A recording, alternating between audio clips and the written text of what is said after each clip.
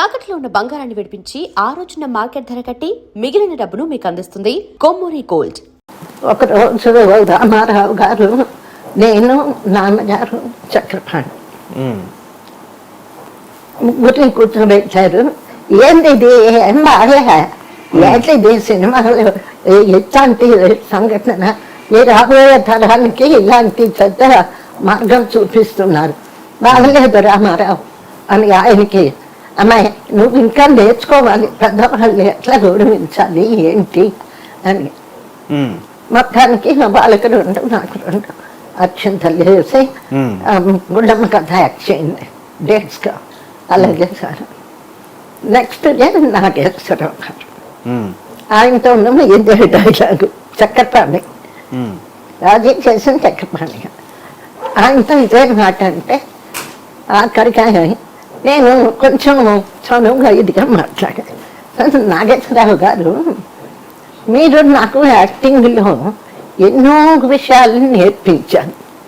How to use tear, long షాట్లో ఏడవక్కర్లేదు, ఇట్లాంటివి ఎన్నో యాక్టింగ్ సైడ్ నేర్పినప్పుడు పర్సనల్గా కూడా ఏదైనా ఇట్లా చిన్న చిన్న విషయాలు ఉంటే, అమ్మాయి నువ్వు ఇట్లా ఉండాలి, ఇలా ఉండకూడదండి, ఎందుకు చెప్పొచ్చు కదా.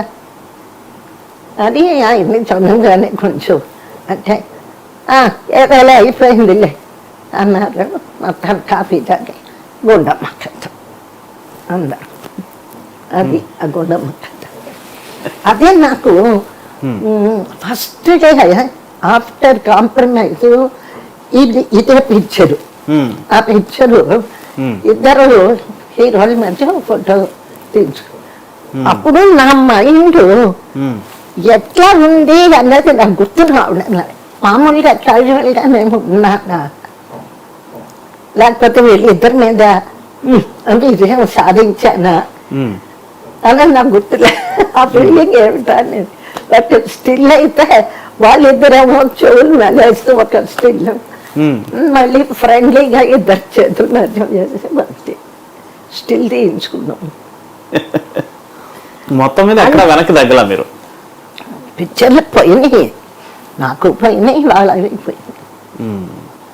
శ్రీకృష్ణ తులాభారం సినిమా గురించి చెప్తూ, సాక్షాత్తు రామారావు గారు, భగవత్ పురుషుడు అనుకుంటున్న రామారావు గారు మీ పాదాలు పట్టుకునే షాట్కి ఏమాత్రం వెనకాడకుండా ఏమీ పర్వాలేదు అని చాలా గొప్ప సాహసీకమైన సన్నివేశంలాగే చెప్తారు కదా. ఆ రోజు జరిగిన సంఘటన, ఆ షాట్, ఆ సీన్ గురించి చెప్పండి మేడం.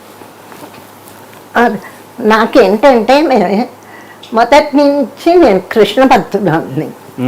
అందులో రామారావు గారు పక్కన కృష్ణుడు, సత్యభామ, ఆ కృష్ణ అవతారమే కనిపిస్తుంది. సరే, యాక్టింగ్లో అన్నీ చేసిన తర్వాత ఆ కాలు పట్టుకుంటేనే కిరీటం తంతాను కింద పడిపోతుంది. అప్పుడు వెంటనే అప్పుడు కొంచెం లోక జ్ఞానం కొద్దిగా ఎట్లా మాట్లాడాలి కొద్దిగా డెవలప్ అయిపోయాను కదా. సో వెంటనే సారీ చెప్పాను, ఏముంది యాక్టింగ్ పర్వాలేదు Jamuna garu, after all acting is very sportive. Rama Rao garu, Nageswara Rao గారు అంటే వృత్తిరీత్యా ఇద్దరు హీరోలు, పోటీ సహజంగానే ఉంటుంది. కానీ కొన్ని కీలకమైన విషయాల్లో మటుకు వారిద్దరూ కలిసిపోయేవారు కదండి. ఇందాక మీరు అన్నట్టు జమున గారిని బాయ్కాట్ చేసే విషయంలో వాళ్ళిద్దరు ఒక ఐక్యమత్యం ఉండేది కదా. ఏదో చాలా వేరు కలిసే ఉండేవాళ్ళండి. కానీ పేపర్లలో దాని ద్వారా కొన్నాళ్ళు వాళ్ళిద్దరు కూడా ఏదో గొడవ. 2 క్యాంపులు నడిచాయి అంటారు కదా, అంటే వాటి గురించి ఎవరు చెప్పేవాళ్ళు లేరు, అందుకని కాస్త ధైర్యం చేసి మిమ్మల్ని అడుగుతున్నా. అలా ఉండేదా అండి 2 క్యాంపులు? అలా ఉండేవా? క్యాంపులు అంటే నాకు అర్థం కాలేదు. అంటే వాళ్ళకంటూ ఒక వర్గం ఆర్టిస్టులు, ఒక వర్గం డైరెక్టర్లు, ఇక్కడ ఒక వర్గం డైరెక్టర్, అట్లా ఉండేదా? అది కొంచెం ఉండేది, ఉన్నాయి ఆ రోజుల్లోనూ ఉన్నాయి. హీరో డామినేషన్ ఉండేది. తర్వాత ఏదో ఇట్లాగా గ్రూపిజం, ఒక డైరెక్టర్ ఉంటే ఆ డైరెక్టర్తో ఒక గ్రూపు, ఇంకో డైరెక్టర్తో ఉంటే ఇంకో గ్రూపు, ఇట్లాంటివి అన్నీ ఉన్నాయి ఆ రోజు. అన్నిటినీ తట్టుకొని కాంట్రవర్సీ లేకుండా అన్నిట్లో తట్టుకుని రాగలిగాను నేను. సావిత్రి గారు డైరెక్ట్ చేసిన సినిమా చిన్నారి పాపలు, కుళందై ఉళ్ళం తమిళ్లో. ఆవిడ డైరెక్ట్ చేస్తే మీరు హీరోయిన్ గా యాక్ట్ చేశారు, మొత్తం ఆడవాళ్లే టెక్నీషియన్స్ గా ఉంటూ. ఆ సినిమా అనుభవం చెప్తారండి? అదేంటంటే నేను భీమ సుధరాము గుమ్మడి మేము ముగ్గురం పదండి ముందుకు సినిమా తీసుకొని రష్యా వెళ్ళాం. ఆ రష్యన్ ట్రిప్లో స్టూడియోస్ విజిట్ చేసాం. అక్కడ ఒక రష్యన్ పిక్చరు మొత్తం ఈ చిన్నారి పాపలే కథ. ఒక తెలుగు పిక్చర్ చూసినంత ఫీలింగ్ వచ్చింది మాకు. ఆ కథ వచ్చి ఈ మధుసూదన్ రావు ఆయన మిస్సెస్ ఉంది కదా సరోజిని, ఆకి చెప్పారు. చెప్తే ఆవిడ చిన్నారి పాపలు అని కథ రాసేది. యాక్చువల్గా రష్యన్ స్టోరీ. అప్పుడు ఇక ఆవిడ ఐడియాని ఆడవాళ్ళందరం కలిసి చేద్దామని తలా ఒక 5,000 మేము ప్రొడ్యూసర్స్ అనమాట. సావిత్రి ఏదో ఆవిడ ఎక్కువ పెట్టినట్టు. అదే అక్కడ నుంచే సావిత్రి గారు ఆర్థికంగా మొదలైంది కదా. ఏమైందంటే ఆ డైరెక్షన్ రోజులో పడి మరి పిక్చర్ ఎండుకు వచ్చేటప్పటికి ఫైనాన్షియల్ ట్రబుల్ వచ్చింది. దాంతో ఆవిడ తను తాకట్లు పెట్టి ఇల్లు తాకట్టు పెట్టి అట్లా అంతా చేసి ఆ డైరెక్షన్ పిచ్చి. తర్వాత వచ్చి మోగ మనసులు తమిళ్ తీసి ప్రాప్తం అందులో యాక్ట్ చేశారండి మీరు? I was carrying. పాపం అడిగింది, చెల్లి నువ్వే చెల్లి అనే పిలుస్తుంది పాపం.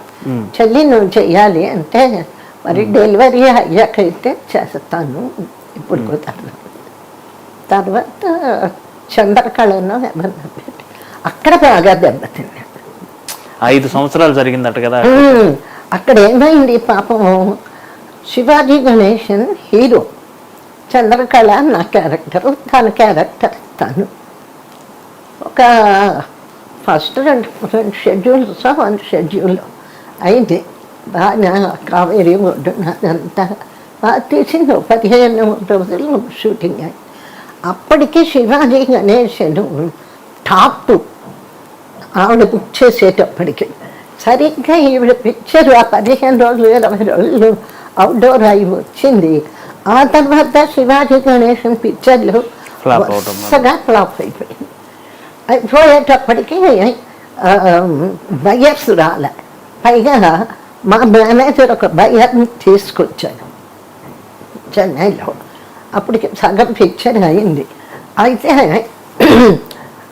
అప్పుడు మేము చెప్పాము, అక్క మంచి ఆఫరు, నీ మనీ బ్లాక్ చేసుకున్నాం, శుభ్రంగా బయర్ ఇస్తానంటున్నాడు, అమ్మేసేయి అంటే ఇచ్చేసేయి అంటే లేదు ఇంకా వస్తుంది. అప్పుడు ఎంతో డబ్బు తెలియదు కానీ మొత్తానికి మేమే తీసుకొచ్చాం బయ్యర్ని. మా మేనేజర్ తీసుకొచ్చి ఉపయోగించుకోవాలి. దాంతో బయ్యర్ వెనక్కి వెళ్ళాడు. సరిగ్గా ఈవిడ పిక్చర్ ఎడిటింగ్ వచ్చే నాటికి శివాజీ గణేశన్ మార్కెట్. ఇక దాంతో రిలీజ్ కూడా ఇంచుమించు ఆవిడ చేసుకోవాల్సిన